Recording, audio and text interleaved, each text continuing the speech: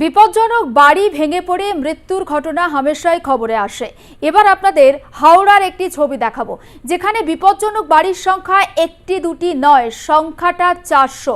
হাওড়া এবং বালি পুরসভা মিলে সেই বিপজ্জনক বাড়ি খালি করতে নারাজ সেই বাড়িতে যে সমস্ত ভাড়াটিয়া রয়েছেন তারা একাধিক কারণ দেখাচ্ছেন।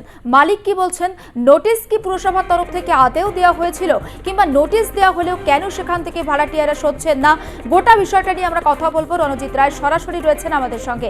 রণজিৎ, যে ছবি আমরা দেখাচ্ছি নিঃসন্দেহে বিপজ্জনক, বর্ষাকাল এবং যে কোনো মুহূর্তে বিপদ ঘটতে পারে, কিন্তু যারা ভাড়াটিয়া বা ওই বাড়িতে যারা রয়েছেন তাদের ঠিক কি বক্তব্য?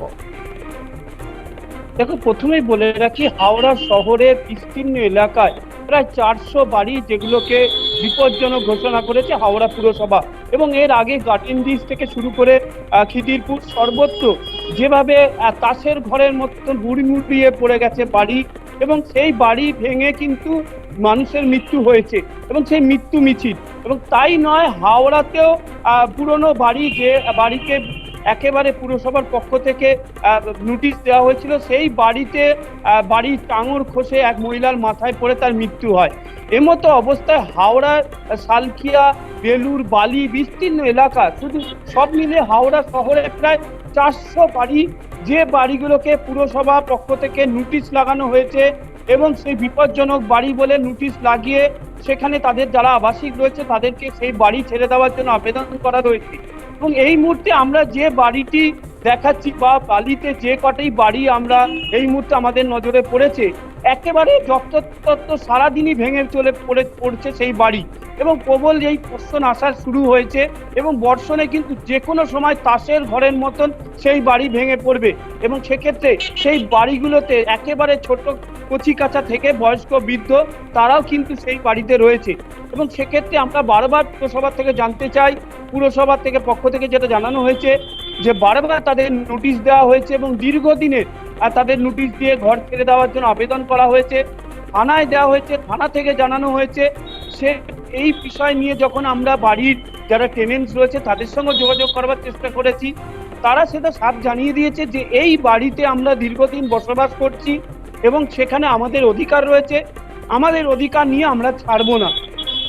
পাশাপাশি যারা এই জমির মালিক, যে যার বাড়ি রয়েছে, সে বলছে গত 50 বছর ধরে বা 25 বছর ধরে তারা কোনো রকম ভাড়া পাচ্ছেন না, বা তাদের জমি, সেক্ষেত্রেও তারা জানিয়েছেন তাদেরকে যে ঘর রয়েছে সেই ঘরের আন্দাজে তাদের জমি ফিরিয়ে দেওয়া হবে এবং তাদের রেজিস্ট্রি খরচা করে তাদেরকে ঘর দেওয়া হবে।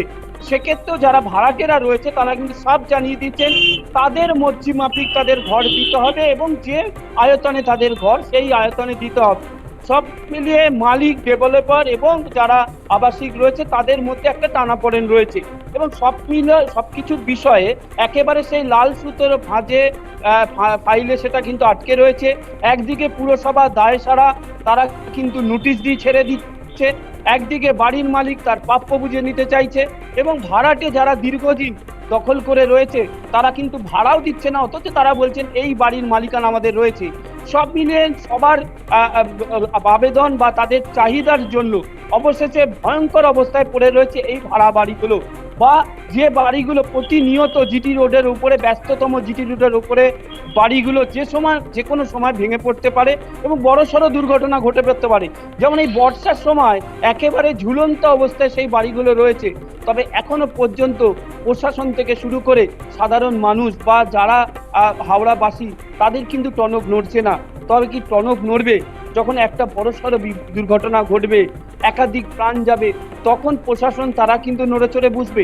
এই প্রশ্নটা কিন্তু বারবার উঠে আসছে, কারণ কিছু মানুষের জীবন নিয়ে এমতো অবস্থায় চিনিমিনি খেলা চলছে, এবং প্রতিটা মানুষ তাদের জেদের বসে বা প্রশাসনের সহযোগিতার অভাবে আজকে কিন্তু হাওড়া শহরে প্রায় 400 বাড়ি যেগুলোকে একেবারে পুরসভা নোটিশ দিয়েছে, সেগুলো বিপদের হাতে নিয়েই বসবাস করছে এলাকার বাসীরা। একেবারেই তাই। এবং পুরসভার নোটিশের পরে কবে টনক নড়ে প্রশাসনের, অবশ্যই সেদিকেও আমাদের নজর থাকবে, কারণ মানুষের জীবন সবার আগে।